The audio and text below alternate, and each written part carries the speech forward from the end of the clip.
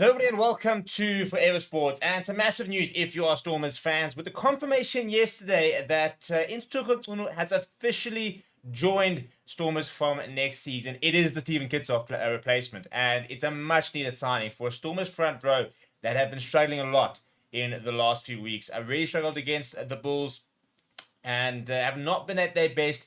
And you've got Stephen Kitshoff, who's confirmed his retirement. You've got Brock Harris, who's stepping down at the end of the season, and there's a massive shortage, I think, really, of quality loose heads at the team. So this is a really big coup. It's also a very big loss for the Sharks, because this was the Oxenshire succession plan, wasn't it? Really, and they've had such good front row depth, but now all of a sudden, with a couple of injuries, the Sharks front row, which has always been characteristically so good in the last few years, and they've had one of the strongest scrums in the URC. Now all of a sudden there could be potentially issues should there be a few injuries, and with the likes of the Springbok players sometimes being unavailable.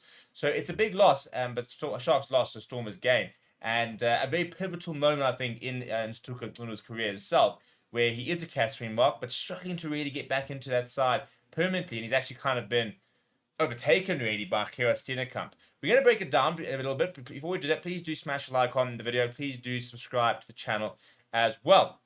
So yesterday, Stormers confirmed that he will make the move next season. There was no talk about how long the contract is, for example, but that he will join for next season and will compete with the likes of Ali Marks, Steve Story, and Vernon Matongo for the number 1 jersey next season.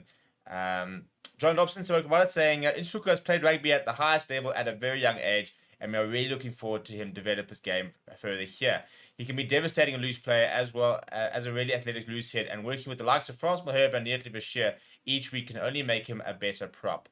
He said, at just 25, the future is bright for Mchunu, and we are thrilled that he decided this was the best place for him to realize the considerable potential. Speaking about the move himself, Mchunu said, this is a fantastic opportunity to work with some of the best players and coaches around and take my game to the next level. The DHL Stormers environment seems a special one from the outside, and I wanted to get involved and contribute everything I can to when I join at the end of the season. In terms of him, this is big because he was viewed as the next big loose head, and he's given a debut 3 years ago.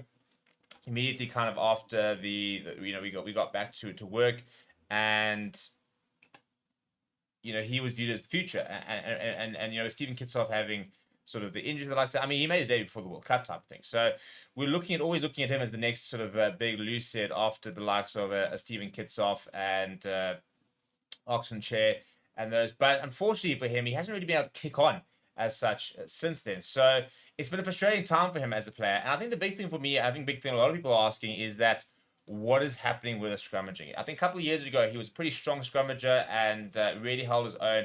And I think since then, the scrummaging I don't think has been quite as powerful as he'd like to be. And if you want to be a Springbok prop, you've got to be a strong scrummager.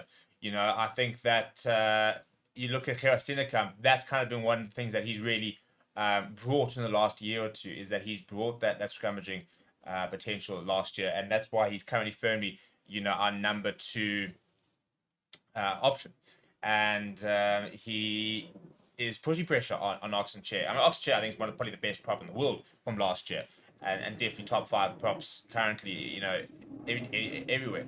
But Gerard Steenekamp, is coming off the bench and adding huge impact at the scrum.